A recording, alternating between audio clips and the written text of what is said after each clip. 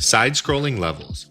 Before Super Mario Bros. Arrived on the NES in 1985, most home console games were confined to single screens. Think of Donkey Kong or Pac-Man. The playfield never moved, and players simply cleared one screen before jumping to the next. Developers genuinely believed smooth, continuous side-scrolling across large worlds wasn't possible on the NES. The hardware's limited memory and processing power seemed too restrictive for backgrounds, enemies, and the player to all move seamlessly at once. Shigeru Miyamoto and his team at Nintendo didn't accept that limitation. They engineered a way for the NES to reuse small graphic tiles and cleverly scroll the screen, tricking the system into handling more than it was technically built for. The result was revolutionary. For the first time, players could run and jump across levels that felt alive, flowing endlessly instead of being chopped into static chunks. Goombas, Koopas, pipes, and platforms all scrolled with Mario, creating the illusion of a living world. This impossible breakthrough not only defined the NES, it changed the DNA of platformers forever. Without side-scrolling, Mario might have been another forgotten arcade mascot. With it, he became the face of console gaming. 3D graphics. By the early 1990s, polygonal 3D graphics were considered the domain of expensive arcade cabinets and powerful PCs, certainly not a 16-bit home console like the Super Nintendo. Developers and critics alike said the SNES simply wasn't capable of rendering real 3D environments, but Nintendo had other plans. In 1993, they released Star Fox, powered by the groundbreaking Super FX chip, a custom graphics processor embedded directly inside the game cartridge. This chip acted like a booster, offloading the complex math required to render polygons and effectively supercharging the SNES. For players, it felt like magic, smooth 3D space battles on a console best known for Super Mario World and The Legend of Zelda: A Link to the Past. What made this so impressive wasn't just the technical leap, but how playable it was. Piloting Fox McCloud's Arwing through space dogfights felt unlike anything seen on a home system. It proved consoles could deliver the cutting-edge experiences once thought exclusive to arcades. Star Fox didn't just silence skeptics, it paved the way for future 3D console gaming. Without that impossible Super FX experiment, the jump to full 3D in the mid-90s might have been delayed years. 3D engine. By 1994, Sega's Genesis was already showing its age. The console had been designed for colorful 2D sprites and fast arcade-style gameplay, not for handling complex 3D polygons. Developers said real-time 3D racing on the Genesis was out of the question. The hardware simply didn't have the horsepower, but Sega, known for pushing limits, wasn't ready to let go. Enter Virtua Racing. To make it work, Sega built the SVP chip, short for Sega Virtua Processor, and embedded it directly into the cartridge. This was similar to Nintendo's later Super FX approach, essentially giving the Genesis an extra brain to handle 3D calculations.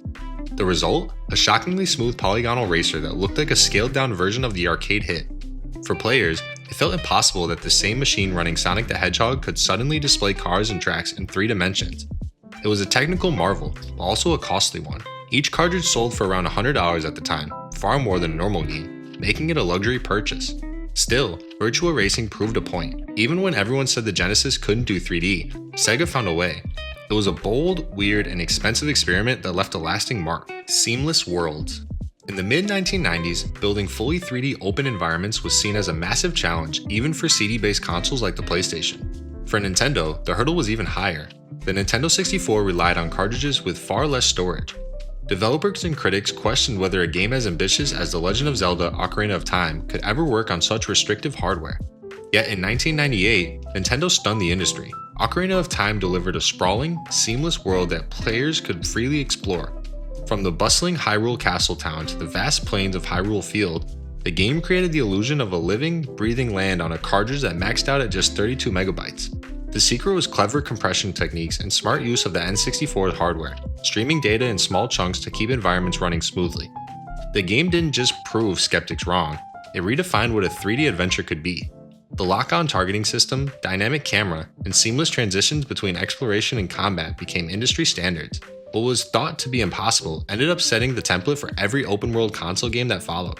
Larger scales. When Team Ico began developing Shadow of the Colossus for the PlayStation 2, even they weren't sure it could be done.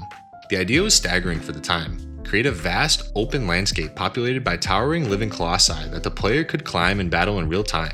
Developers across the industry believed the PS2's hardware simply couldn't handle such massive moving structures with detailed animation, physics, and interaction all running at once. But in 2005, Shadow of the Colossus proved them wrong. Using a mix of coding and hardware tricks, the team found ways to stream assets dynamically, squeeze memory usage, and simulate physics that made each Colossus feel alive. Players weren't just fighting giant enemies, they were scaling mountains of fur, stone, and muscle while the creatures actively tried to shake them off. The scope was unlike anything seen on consoles up to that point. The game didn't always run perfectly, with frame rates dipping under the strain, but that only underscored how ambitious it truly was. What many thought was impossible became one of the most iconic experiences on the PS2, and a benchmark in showing just how far console hardware could be pushed. Make sure you like the video and hit the subscribe button for more videos daily. Online multiplayer. In the early 2000s, first-person shooters were considered a PC domain. Console hardware just wasn't seen as capable of supporting large-scale, precise multiplayer battles. Developers openly doubted whether a game like Halo Combat Evolved could deliver the same experience on the Xbox. The idea of 16 players competing in real time through linked consoles felt like a pipe dream, but Bungie pushed forward anyway. Halo CE in 2001 introduced LAN support, letting players connect multiple Xbox systems for massive matches that instantly became a phenomenon in college dorms and gaming cafes. Critics who once said shooters didn't belong on consoles were silenced overnight. Then, in 2004, Halo 2 raised the stakes again with full Xbox Live integration. Suddenly, real-time online multiplayer with ranking systems, voice chat, and matchmaking was not only possible on consoles, it became the gold standard. What was once dismissed as impossible ended up defining an entire generation.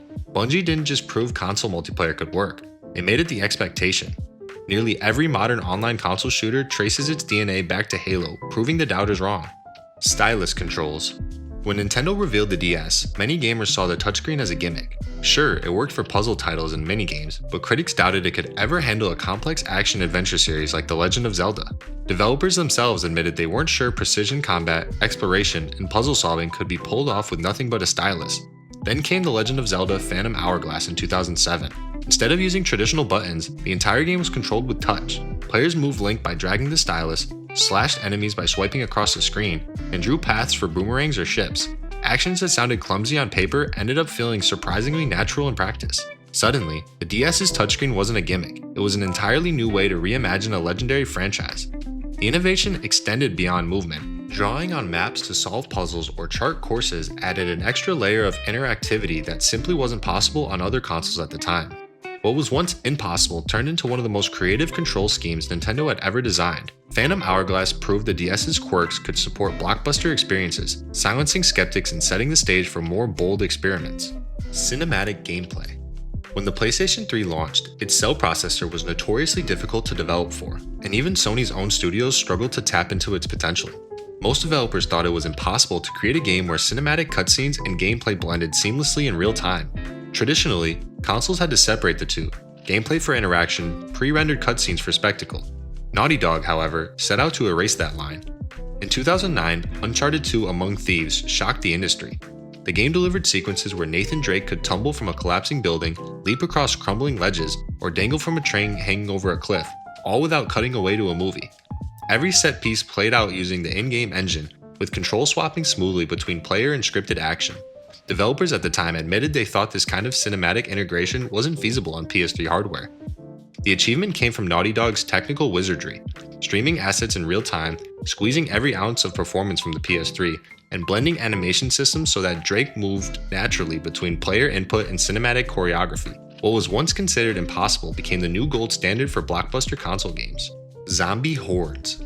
When Capcom announced Dead Rising for the Xbox 360 in 2006, one promise stood out: hundreds of zombies on screen at once, all moving independently. At the time, most developers said that was flat out impossible. Consoles had always relied on small enemy counts, often recycling AI behavior to keep performance stable. Filling a shopping mall with an endless sea of the undead seemed more like a marketing fantasy than a real feature. But when the game launched, it delivered. Using Capcom's new MT framework engine, Dead Rising packed its environments with swarming crowds that behaved chaotically yet believably. Some zombies stumbled slowly, others lunged, and all reacted to the player in real time.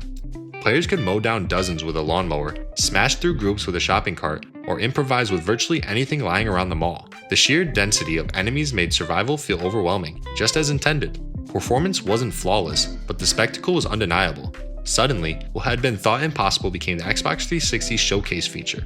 The game proved that consoles could rival PCs in handling massive crowds, and its zombie hordes remain one of the most iconic, impossible breakthroughs of the generation. Procedural Galaxy. For decades, developers dreamed of infinite game worlds, but the idea was always dismissed as science fiction. Consoles, with their fixed hardware, had strict limitations on memory and processing power. Many believed a galaxy-sized game with billions of unique planets simply couldn't exist outside of theory. That made Hello Games' 2016 release No Man's Sky one of the most ambitious and controversial projects ever attempted on the PlayStation 4. The promise was staggering: an entire universe procedurally generated with 18 quintillion planets, each with its own landscapes, ecosystems, and alien life. Players could seamlessly fly from the surface of a planet into space and then land on another world without a single loading screen. To make this possible, Hello Games built algorithms that generated environments on the fly, compressing what would be an impossible amount of data into code that the PS4 could actually handle. While the launch was rocky and expectations weren't fully met, the underlying technology itself was revolutionary. What was long considered impossible on consoles, infinite exploration without boundaries, suddenly existed. Over time, updates expanded and refined the game, solidifying No Man's Sky as one of the most ambitious console feats ever achieved. Thanks for watching. If you made it to the end, leave a comment and let me know what types of videos you'd like to see next.